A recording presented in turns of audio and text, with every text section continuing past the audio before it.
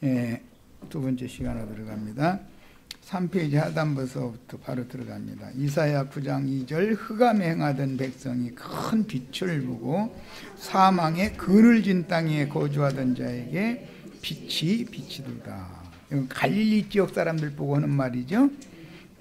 이사야 42장 1절로 7절 내가 붙드는 나의 종 내 마음에 기뻐하는 자 곧 내가 택한 사람을 보라. 내가 나의 영을 그에게 주었은즉 이것은 예수님께 하나님의 신이 부어졌다 그 말이에요. 그가 이방의 정의를 베풀리라. 그는 외치지 아니하며 목소리를 높이지 아니하며 그 소리를 거리에 들리게 하지 아니하며. 이제 이 말은 오해하시면 안 되는데 이 말은 무슨 말이냐면 잘난 체하지 않는다 그 말이에요. 무덤 사이에서 날마다 소리 지르는 사람들은 잘난 체 겁나게 했었죠. 그건 예수님은 그런 사람들과 영 반대의 모습으로 이제 오시는 거죠.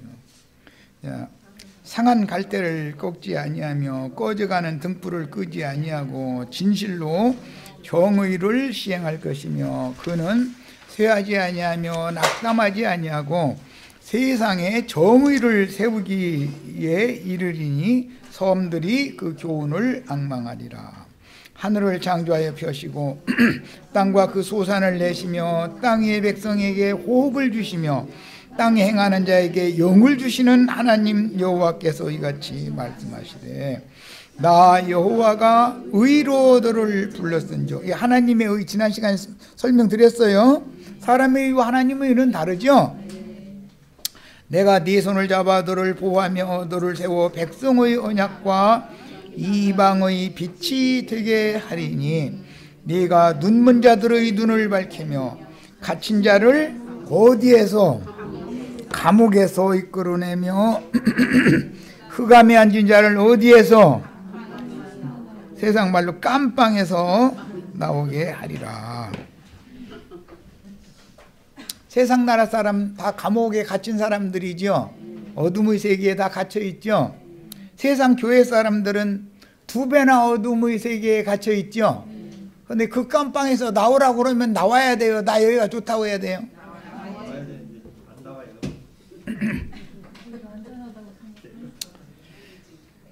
구약 성경에 이 감옥이라고 하는 마스게르라고 하는 이 용어는 신약 성경에는 필라케라는 단어죠. 영들이 오기다, 귀신들이 오기다 이거야. 무저갱이라고도 했어요. 자, 이사야 49장 6절 그가 이르시되 네가 나의 종이 되어 야곱의 지파들을 일으키며 이스라엘 중에 보존된 자를 돌아오게 할 것은 매우 쉬운 일이라. 왜? 그 사람들은 이미 말씀 받은 사람들인데 내가 또 너를 이방의 빛으로 삼아 나의 구원을 베풀어서 땅 끝까지 이르게 하리라. 이방인들은 말씀도 모르는 사람들인데도 구원하실 수 있죠. 말씀을 이미 잘 아는 사람들 구원하기가 더 쉬운 걸로 돼 있는데 실제는 해보니까는 그게 더 쉬워요? 잘 안 되죠. 차라리 예배당에 안 갔는데도 양심이 청결한 사람이 말씀 전하기가 쉽지, 예배당에 심취돼 가지고 또 무슨 가라지 무리한테 심취돼 가지고 빠져 있는 사람은 말씀 전하려고 하면 들어요 안 들어요? 이만희 장길자 이런 데 빠진 사람들 말씀 들어요 안 들어요? 사랑의 교회 이 세계에서 제일 큰 교회 조용기 여의도 순복음 교회 그 사람들 말 들어요 안 들어요? 세상 사람만 한테 전하는 게 오히려 나을 수도 있는 거예요.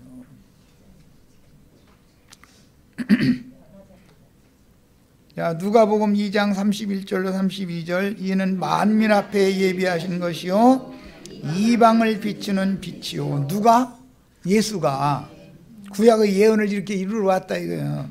그런데 우리는 이방인이라 말씀을 4,000년 동안 들어본 적 없는 사람들이죠. 그런데도 하나님의 신이 부어지니까 말씀을 그렇게 믿어지게 하는 것도 이게 얼마나 어마어마한 능력이에요. 이런 모든 메시아에 대한 예언들을 성취하신 분이 바로 예수 그리스도이시니 자신이 친히 나는 세상의 빛이라 하고 선언하신 말씀은 곧 나는 예언된 그 메시아다라는 선언과 같은 뜻이다. 그러므로 예수께서 자신을 세상의 빛이라고 선언하신 것은 메시아를 영혼을 밝혀서 참지혜를 주시는 생명의 빛으로 인식하던 히브리인들의 신앙관을 기록한 구약 성경을 인용한 말씀이었다. 히브리인들은 메시아는 영혼을 밝혀서 참 지혜를 주시는 영으로 오신다라고 히브리인들은 이미 알고 있었다 이거예요. 그런데 생명의 빛으로 그 신을 부어주러 오신 예수님이 오셔서 내가 바로 그다, 너희는 나의 인도를 따라야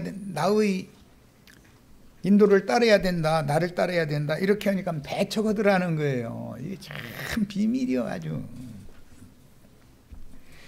빛은 생명을, 어둠은 죽음을 의미하는데 성경에 빛과 어둠 하면 생명과 사망을 의미하는 말에 실제적으로는 참 빛을 계시로 받으면 죽음의 권세에게 붙잡힌 영혼을 구원하여 줌과 동시에 인간의 속 부분들을 깨끗하게 해줌으로 성결한 영혼이 되게 해줍니다. 그러니까 이것은 빛이 임하면 사람이 성결케 되느냐의 문제는 자동적인 것이지, 내가 오늘부터는 난 이제 거룩한 사람, 성결한 사람 돼야지 결심해서 되는 문제가 아니다. 이것은 생명의 유래에 따른 문제인 것이지.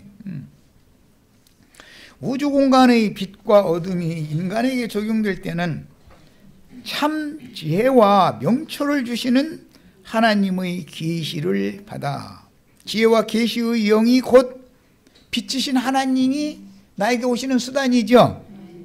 성경에 기록된 모든 진리 가운데로 인도를 받는 그리스도의 사람들과 스스로 지혜 있고 밝게 본다고 자긍하는 무지하고 완악한 사람들인 유대교인들로 나뉘게 마련이다. 빛과 어둠이 어떻게 나누는지 아시겠죠? 창세기 1장에 빛과 어둠을 나누사 그랬는데, 빛이라는 건 하나님의 참 지혜와 하나님의 지식을 말하는 거예요. 어둠이라고 하는 것은 빛을 가장해서 가짜 빛으로 나타나는 것이 진짜 어둠인 거예요. 성경이 말하는, 이것을 구분을 잘할 줄 알아야 돼. 광명을 가장해서 나타나는 것이지 어둠의 모습으로 나타나면 안 속지요 사람들이. 가끔 내가 얘기하지만 오늘 우리 지체들 살기도 힘들고 그런데 일을 하면 땀나니까 그러시지 말고 잘 연구해가지고, 뭐 요즘에 농협 뭐 이런 데는 좀 허술하다는데 가서 저 장난감 총 하나 사가지고 이렇게 슬쩍 들어가서 이렇게 하시라고 이렇게 가르치면 여기 와야 안 와요? 아니 그 사람 완전히 어둠의 세계에서 왔구만 이러고 안 오죠. 그런데 그런 짓을 하면 큰일 난다고 이렇게 가르치니까 속죠? 목사님들이 그 허락에 하지 말라고 해요? 근데 난 허락도 않고 하지 말라고도 안 해요. 알아서 하라 이거, 알아서.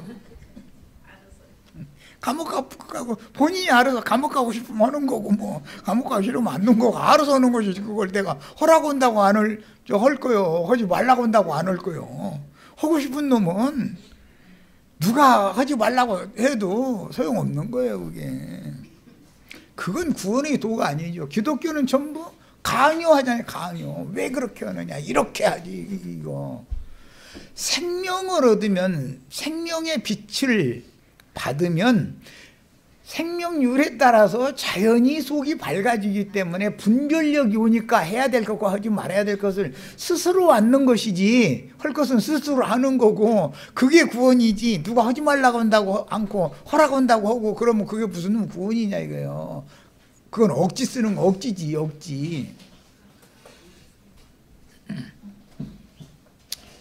자, 그러므로 빛을 따르는 자라는 말씀은 영이 겸손하고 마음이 낮아진 사람으로서 예수의 가르침을 받아들이고 쫓아가는 그리스도의 사람들이며, 유대교 랍비들을 따르는 자들은 성전에 모여서 대낮에 간음하는 여자들이다 이게요.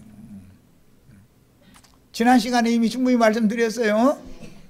성전에서 잔치로 모여가지고 제사하러 모였잖아요. 그런데 그 대낮이잖아요.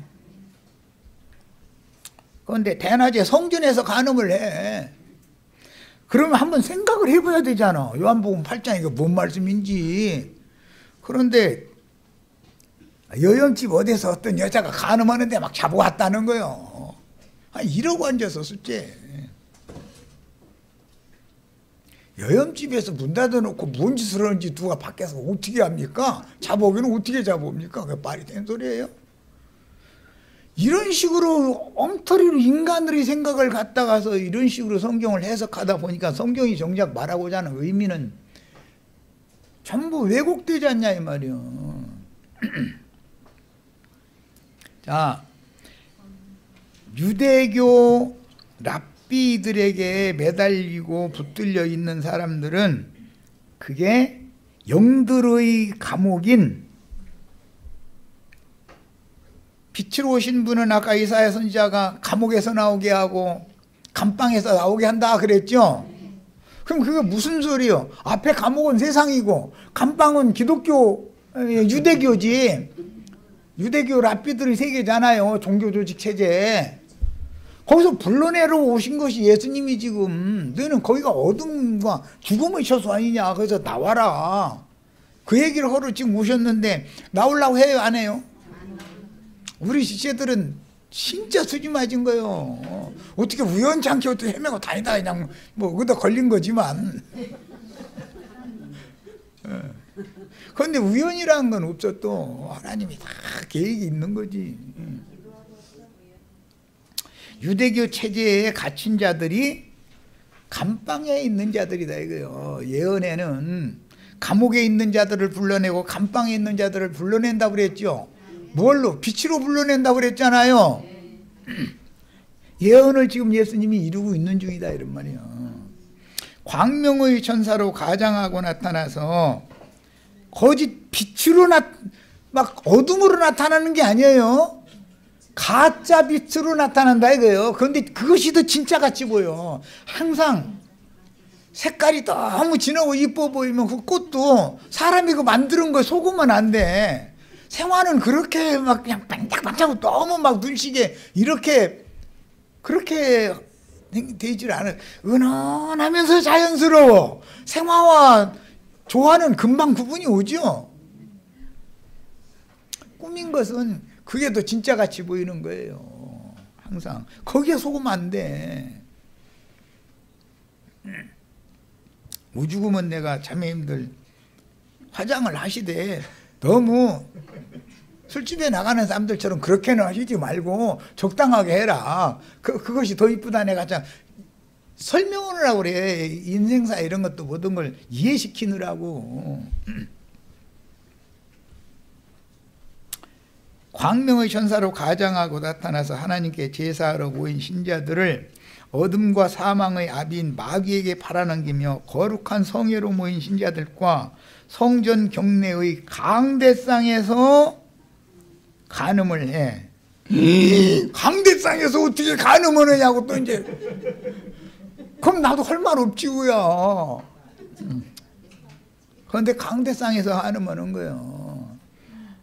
막 뱀 막 기어가는 소리 막 성령 받아라 해서 하면 지금 그게 간음은 뱀하고 간음하는 거예요. 지금 그게 짐승 들어오고 간음하는 여자가 누군지를 알아야 된단 말이야.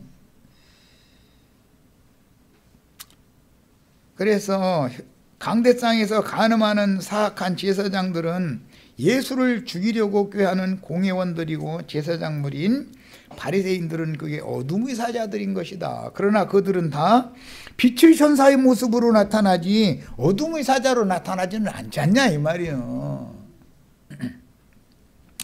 자, 요한복음 6장 35절에 생명의 떡, 6장 68절에 영생의 말씀, 7장 38절에 생수의 강, 이런 말씀들은 본문의 세상의 빛 등의 용어, 들은 태초부터 계신 말씀이신 여호와 자신의 영광을 빗대어서 표현하는 표현들인 것이다. 영광이라는 말은 빛이 나타난다, 빛이 표현되는 상태, 빛이 발해지는 상태를 영광이라고 그러는 건데, 여호와의 영광이 나타나려면 말씀이 계시되어져서 영감으로 깨달아질 때 나는 이상을 깨달을 수 있죠. 계시를 받을 때 이것이 여호와의 영광이 나에게 지금 임한 거다 이거예요. 창세기 보면 아브라함이 그 아버지와 함께 바벨론에 있을 때 영광의 하나님이 나타나셨죠. 영광의 하나님이 어떻게 사람한테 나타난다고요? 그 말씀의 계시를 사람에게 해주는 방법으로 사람이 그 말씀을 받아들이고 깨달을 수밖에 없도록, 깨달아서 믿어질 수밖에 없도록 하는 방법이 영광의 하나님이 사람을 찾아오는 방법이다 그런 말이에요. 요한복음 이제 8장 13절로 20절 나갑니다. 바리새인들이 이르되 네가 너를 위하여 증언하니 네 증언은 참되지 아니하도다 그랬어요. 네가 너를 위하여 증언하니 네 증언이 참되지 아니하도다. 이 말은 지금 하는 말이 너를 위하여 증언한다는 말은 나는 세상의 빛으로 왔다라고 한 말은 더 거짓말이다. 지금 그 말이죠.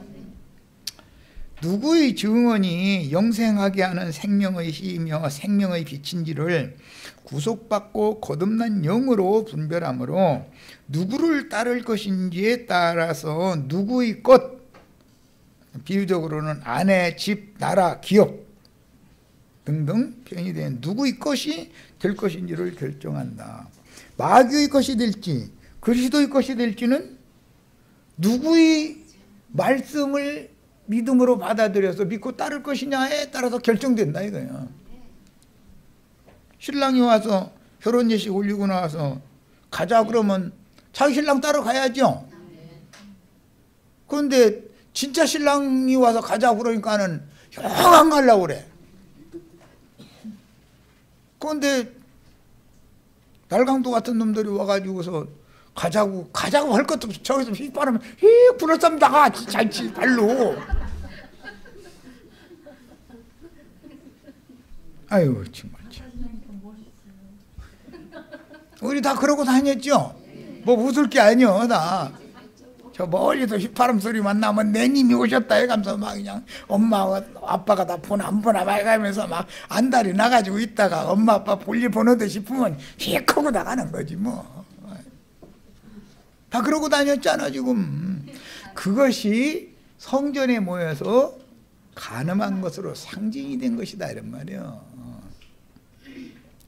진리와 생명이신 하나님의 씨를 받는 합당한 부부관계의 신앙생활을 실행할 것인지 성전에 모여서 7 짐승들과 간음하다가 심판받는 여자가 될 것인지를 깨달으려면 아까 저 시간에 잠깐 언급한 것처럼 주님이 다시 오실 때 어디로 오시는가를 물어보시니까 죽음이 있는 곳에는 독수리들이 모일지니라 해놓고 나서는 불의 불법한 재판관, 그 다음에 억울함을 항상 호소할 수밖에 없는 과부 얘기가 쭉 이어진 다음에 마지막에는 인자가 세상에 다시 올 때 세상에서 믿음을 보겠느냐 하고 그 말씀이 마무리가 돼요. 그러면 주님이 오는 세상에 다시 오신다 이제 그 말이잖아요. 그런데 불의 불법한 놈들을 위해서 오시는 게 아니라 과부의 원한을 갚아주러 내가 올 거다 그 얘기를 한 거잖아요 사실은. 그러니까 우리는 어떤 사람이 되고 어떤 교회의 생활을 해야 될 것인가를 잘 판단을 해야 된다 이 말이에요.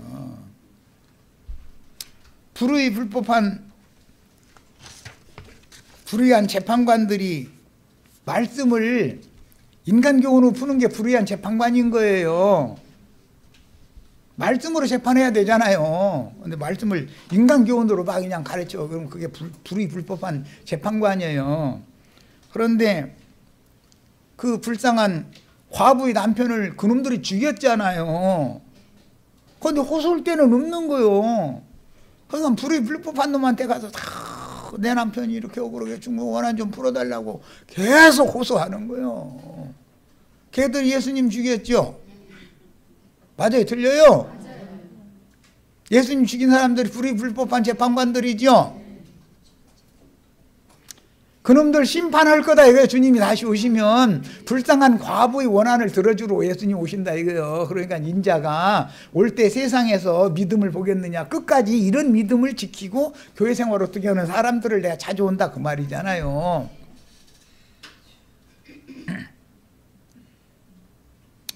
예수께서 대답하여 이르시되 내가 나를 위하여 증언하여도 내 증언이 참되니 나는 내가 어디서 오며 어디로 가는 것을 알거니와 너희는 내가 어디에서 오며 어디로 가는 것을 알지 못하느니라. 8장 24절 빨리 읽고 오겠습니다.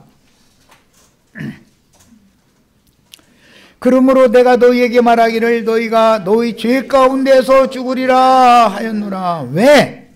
너희가 만일 내가 그인 줄을 믿지 아니하면 너희 죄 가운데서 죽으리라. 이게 불의 불법한 재판관 놈들 다 죽여버리러 오실 거예요. 예수님이. 그게 계시록 19장에 나오는 말씀인 거예요. 짐승들 다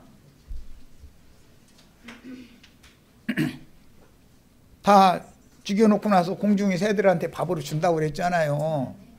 억울한 과부의 원하는 들어주신다 이거예요. 그때 오시면은. 그때 내가 세상에 다시 올 때 세상에서 믿음을 보겠느냐 그래서 우리는 이 믿음을 지키고 계셔야 되겠어요.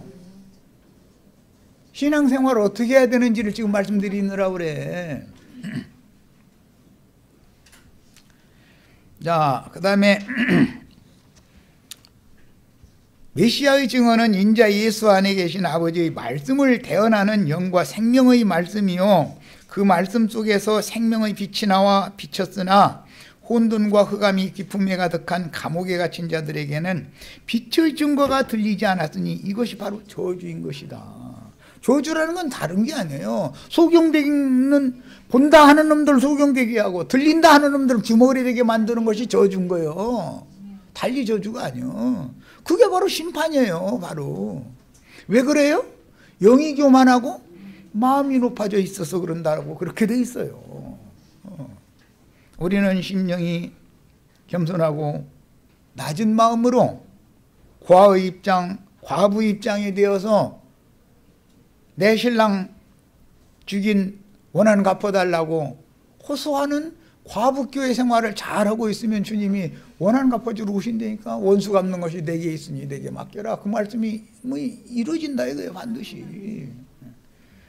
예수 죽인 것보다 더 불의하고 불법한 일은 없죠. 우리 신랑이죠. 남편 잃었으면 과부잖아요. 아버지가 돌아가셨으면 고아들이잖아요. 성경을 읽을 때는 말하고자 하는 어떤 관점의 맥을 딱딱 짚어가면서 계시를 받을 필요가 있다 이거예요. 그래야 계시록에 가서 결론의 말씀이 나오면 아 이런 말이구나. 자, 참된 증언이라는 것은 참 빛이신 참 하나님의 지혜와 지식을 대언하는 말이요 거짓 증언은 거짓 빛인 뱀, 마귀의 거짓말인데 이것이 다 참말로 들리는 것이 이게 비밀이요. 뱀이 와서 여자를 꿰서 하나님 먹지 말라 한 나무 실과를 먹도록 꿰는 말을 들으면 그건 참말로 들려. 하나님이 하신 말은 거짓말로 들려버려. 이게 참 비밀이 하여간. 예. 이게 다 뱀의 말을 받아들일 때 그 나무 실과를 바라보니까 지혜롭게 할 만큼 탐스러워 보이더라는 거잖아요. 뱀도 지혜를 줄 수 있다 이거 사람에게. 그런데 뱀으로부터 받은 지혜라는 것은 잔머리 굴리고 술법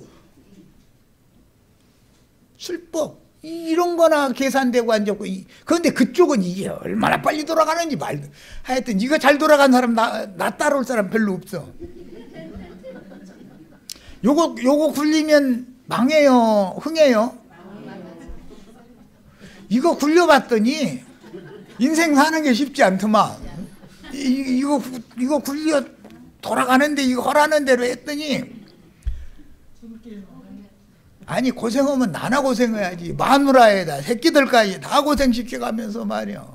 그렇게 하고 싶지 않은데도 이게 이렇게 하면 될 것 같아서 했는데 이거 안 되니 어떻게 할 거야 이놈하고. 이건데 이거 박살 나는데 사람 죽겠더만 아주.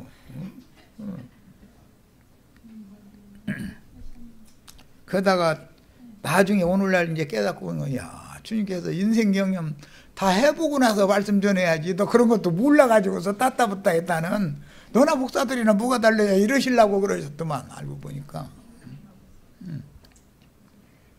뱀의 지혜는 다 타고나게 돼 있어. 그런데 이것은 뭐 막 계산되고 막 연필로 써보고 이렇게 할 필요 없어. 그냥 뭔 소리 들으면 휙 하고 벌써 여기서 답이 딱 나와 있어. 이거 컴퓨터도 이보다 더 빠른 컴퓨터 없어. 아주. 아유 진짜. 컴퓨터 그저 계산해 주는 거 뭐 CPU라고 그러죠. CPU 성능이 얼마만큼 그게 숫자가 높은 수치를 갖고 있느냐에 따라서 컴퓨터 속도가 빠른 거잖아요. 계산을 빨리빨리 해줘가지고 뭐 이거 클릭하자마자 빨리 딱 계산해가지고 그냥 딱 뭐 하고 싶은 대로 하게 해주는 거. 그런데 뱀한테 받은 CPU 이거 믿고 있다가는 큰일 나.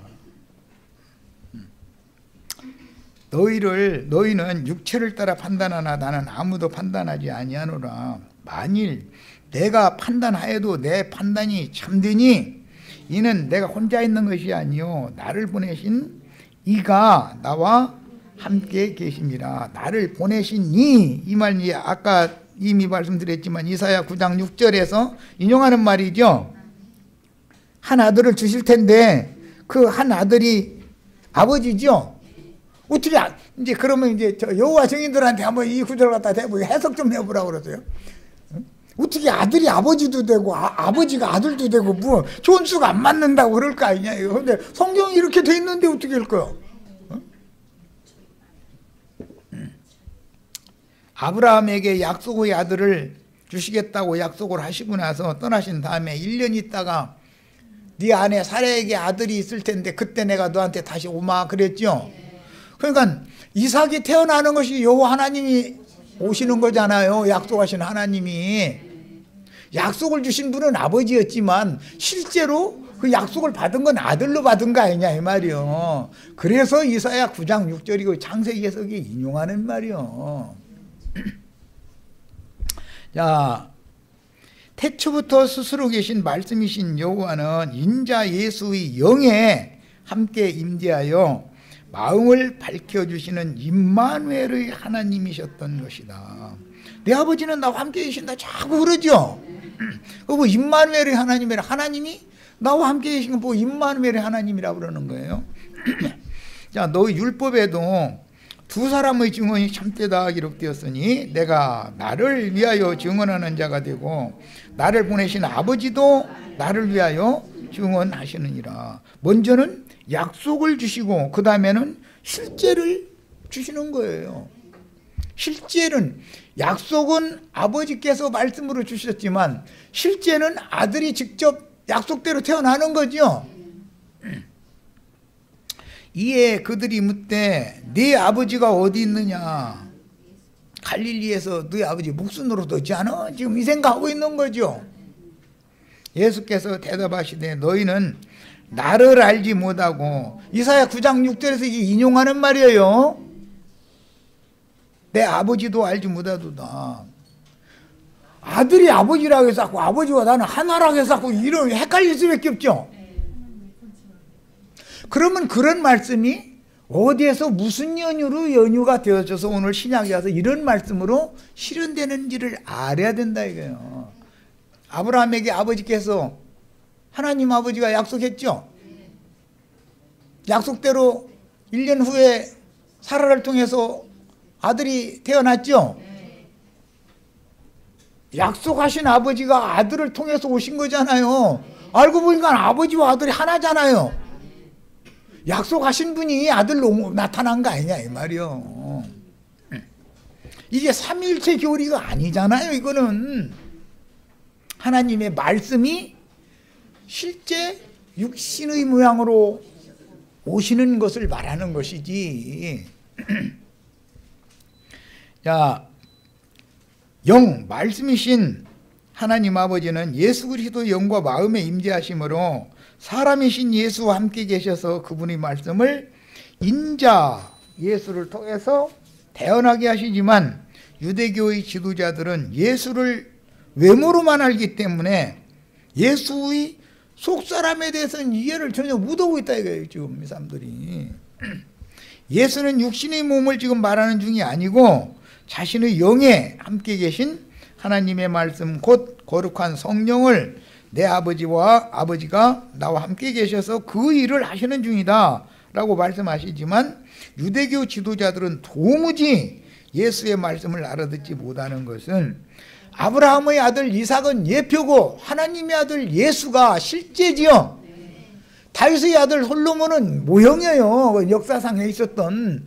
그리고 실제로는 하나님의 아들 예수가 실상이다 이거예요. 그러면 참 하나님은 예수지 모형의 하나님을 붙잡으려고 자꾸 하면 되냐 이거예요. 여호와 증인들하고 대화하려고 보면 말이 안 통한다니까. 말이 안 통해. 아주 얼마나 견고한지. 야, 그 다음에 이 사람들이 예수의 말씀 알아듣지 못한 것은 사람 속에 지어주신 영과 혼에 대한 이상이 없었기 때문이다. 껍데기만 외모만 보려고 그러고 알려고 그러지 사람 속에는 하나님의 숨으로 불어넣어서 만들어낸 영과 혼이 속사람이 별도로 있죠. 그래서 이사야 57장 15절로 17절 보면 나의 지은 영과 혼이 곤비할까 합니다. 내가 그들을 위해서 내가 다시 와가지고 내 신을 부어가지고 그들을 다시 살려놓겠다 그랬잖아요. 야, 사람 속에는 영과 혼이 있는 것이다 이거예요. 몸만 가지고 있는 게 아니에요. 사람의 실존은 영이죠. 영이에요. 어떤 영에 의해서 그 마음이 동하는 것이고 마음이 그렇게 동하면 그 몸은 마음이 명령하는 대로 하는 거예요. 자, 이 말씀은 성전에서 가르치실 때 이번 번역에 지난번까지는 연복궤라고 잘 해놨더니 아니 왜 느닷없이 와서 헌금함이라고 이게 갖다 이상한 소리를 해놔가지고 그러니까 이게 기독교식으로 자꾸 성경을 오번역을 해놓으면 큰일 난단 말이에요. 연복궤 앞에서 하신 거예요. 그런데 잡는 사람이 없으니 이는 그의 때가 아직 이르지 아니하였습니다. 그랬어요. 이 연복궤라고 하는 용어는 실제는 이제 성막에 대해서 잠깐만 소개를 하겠습니다. 원래 솔로몬이 지은 그 성전에 대한 모형이었던 모세가 지시한 그 성막이라고 하는 것은 뭐 밖에 막 울타리가 막 또 있고 벽이 막 이렇게 담이 쌓이고 이런 것이 없었어요. 솔로몬 성전에까지도 없었는데 뒤에 이제 자꾸 무너져 쌓고 적군이 침입을 했으니까 그것을 막기 위해서 동서남북 사방에 높은 담을 이렇게 친 거예요. 그게 이제 헤롯 1세라는 사람이 헤롯 성전을 재건축을 했을 때 그게 3차 건축을 한 거죠. 솔로몬 성전은 바벨론에 의해서 무너지고 그 다음에 페르시아 왕을 통해서 다시 스룹바벨 성전을 세웠더니 헬라 사람들을 통해서 또 무너뜨렸죠. 그랬는데 헤롯이 다시 세웠을 때 예수님이 온 거예요. 이제 실제는. 그런데 그 헤롯의 성전은 사방에 이렇게 담이 쳐 있어가지고 함부로 거기에 이렇게 넘어갈 수 없게 들어갈 수 없게 만들어놨단 말이야. 원래는 성전은 동서남북 사방에서 아무나 올 수 있도록 돼 있었던 거예요. 공개돼 있었던 거예요. 주님의 교회는 동서남북 사방에서 땅에 모든 민족 아무나 다 들어올 수 있게 돼 있는 것이죠. 그런데 울타리 높이 쳐놓고 나서 그것은 기독교라고 하는 종교체제나 유대교라고 하는 종교체제에서 여기는 함부로 들어올 수가 없다라는 그런 것이 나중에 생긴 거다 이 말이요. 이런 게 원리를 아셔야 돼. 그런데 맨 밖에 이방인의 뜰이라는 것이 있어요. 그럼 바깥마당이다 그래요. 문 하나를 통과해서 안마당으로 들어가면 여인의 뜰이라는 곳이 나와요. 그 안마당 여인의 뜰에서 또 한 칸을 들어가면 이스라엘의 뜰이라는 것이 나와요. 거기는 여자들은 못 들어가요. 거기 또 어린아이는 거기 못 들어가요. 이스라엘의 뜰은 20세 이상 계수 될 수 있는 사람만, 남자만 들어가는 거예요. 이스라엘의 뜰을 지나면 제사장의 뜰이라는 것이 나오고, 제사장의 뜰은 이제는 성막 마당인 것이죠. 거기 번제단이 있게 마련이고 물두멍이 있게 마련이에요. 자, 구조가 이렇게 돼 있어요.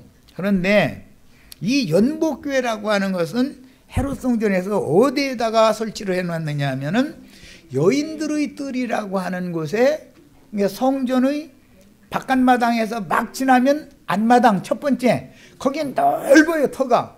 왜냐하면 막 수십만이 모여야 되니까 거기에다가 만들어 놨어요. 그런데 그것을 헌금교회라고 이 번역을 이렇게 해놨는데, 헌금교회가 아니고 그것은 거기다 13개의 연복교회를 이렇게 쭉 늘어놓은 것은, 율법에 따라서 이스라엘은 항상 가난하고 어려운 사람, 고아와 과부와 나그네들과 이런 사람들이 끊임없이 생기는 거예요. 그럼 그 사람들은 속세에서는 멸시당하고 배불릴 방법이 없잖아요. 늘 힘들잖아요. 그러나 매 안식일 날 또는 매 절기 때마다 성전에 가면 성전에서는 전도, 떡도 어마어마하게 만드는 거예요. 막 쓴 나물도 어마어마하게 만들어 놓는 거예요. 그리고 고기는 소, 양, 염소 이런 걸 잡는데 막 수천 마리 단위로 잡는 거예요. 먹고 싶은 만큼 아무나 다 와서 먹는 거예요. 아무리 가난한 사람, 거지라도, 나그네라도, 고아라도, 과부라도 배고프면 어디 가면 돼요? 하나님 아버지 앞에 성전에 가면 배불리 먹는 거예요. 그것이 율법에 그렇게 허락했기 때문에 그렇다 이거예요. 율법에 고아와 과부와 나그네들과 이런 자들을 난 불쌍히 여기는 하나님이다. 그들 사람 차별하지 말고 다 내 앞에 와서, 성전 앞에 와서 먹고 마시게 해라. 그게 율법이거든. 야, 그래서 그 사람들을 또 절기 때, 안식일 때 성전에 가서 돈 내고 밥 사 먹는 게 아니에요. 요즘에는 식당에서 돈 내고 큰 예배당들 돈 내고 사 먹고 그러는데 그렇게 하는 게 아니에요. 그냥 거저 막 먹는 거예요. 자유배식이 자기가 먹을 만큼 떠다가 막 먹는 거예요. 그래서 우리도 지금 자유배식 하지요. 2그릇 먹거나 1그릇 먹거나 누가 관여하는 사람이 있어요? 양껏 먹는 거지.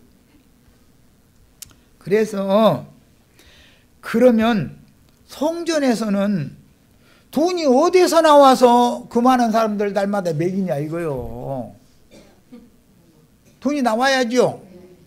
그래서 고아와 과부와 가난한 자들과 행인과 나그네들을 또 모이는 모든 사람들 차별 없이 다 하나님 앞에서 먹고 마실 수 있게, 그래도 살만한 사람들이 연복교에다가 돈을 넣어야 되는 거예요. 그럼 그 돈 가지고 염소값, 양값, 밀가루값 이런 거 다 그거 사서 그 많은 음식을 늘 만들었던 거예요. 야, 이것은 뭔 뜻이냐? 예수 그리스도께로 오면, 참 성전은 예수님이죠. 배고픈 사람은 영적으로 배고프고 영혼이 목마르고 한 사람은 예수 그리스도께 성전에 오면은 사람 차별 않고 다 똑같이 자기 양껏 먹는 거예요. 영생하는 떡 그냥 마음껏 먹을 수 있어.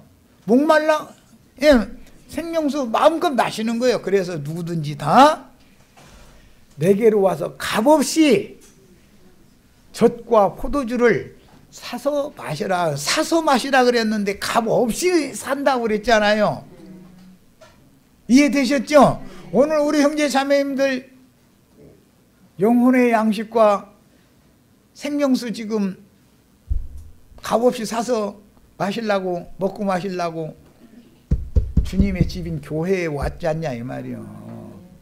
세상에서 굶주리는 사람, 차별대우 받던 사람도 교회에 오면 부자라고 두 그릇 먹고 뭐 가난하다고 한 그릇 뭐 반 그릇만 먹고 이런 거 없어요. 여기 오면 자기 양껏 먹는 거예요. 양껏.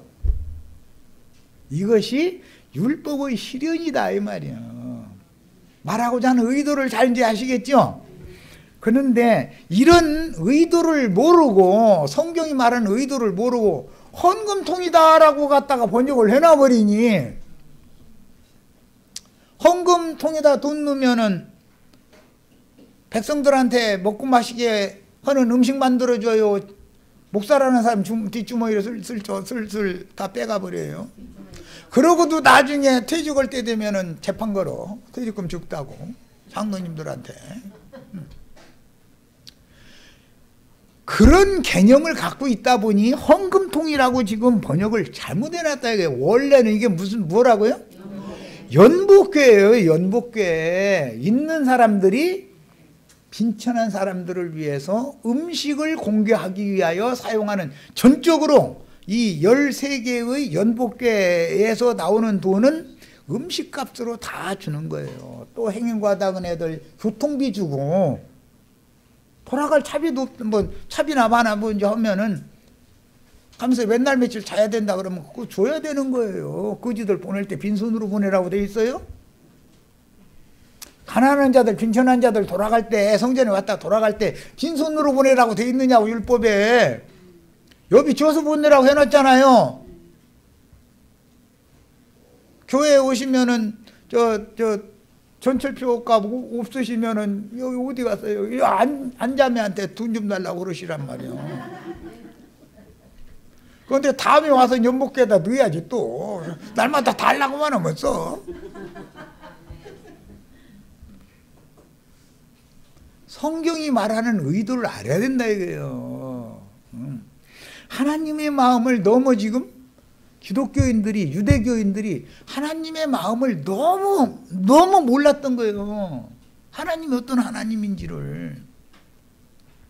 우리는 오늘 다 아까 내가 그래서 억울함을 항상 호소하는 과부가 돼야 되고, 과부집에는 또 과부 혼자만 사는 게 아니라 고아들도 있죠. 선지자가 보냄을 받은 과부집에는 고아들이 있잖아요. 고아들은 그릇 빌리러 가고, 뭐 과부는 선지자가 기름 이렇게 부어놓으면 다 차면 옆으로 옮겨놔. 그럼 새 그릇 해. 그럼 또 이렇게 해서 계속 그랬다는 거잖아요. 성경이 말하는 의도를 잘 아셔야 돼. 오늘 우리 형제 자매님들 심령과 마음에 금기름 막 계속 차고 있죠. 내 그릇만 채우려고 하지 말고 이제 새 그릇 빌려와. 가서 동네 가서 그래야 되겠죠. 성경이 말하는 의도를 잘 아셔야 돼. 성경이 말하는 신약 성경이라는 건 해석하기가 굉장히 어려운 거예요. 그래서 구약 성경을 다 알아야 신약 성경에 무엇을 말한다는 것을 설명할 수가 있어. 그런데 성경을 이런 식으로 5번역을 해놔서 사람의 생각으로 5번역을 해놓으면 헌금통이다 잃어버렸다가는, 성전에는 성전고라고 하는 마태복음 27장 6절에 나오는 가룟 유다가 성전고에서 나온 돈 은 30으로 가룟 유다를 주었다가 가룟 유다가 그 물르러 갔죠. 안 받으니까 성전고 있는 쪽에다 집어 던져버리고 가서 목매달아 죽었다는 거잖아요.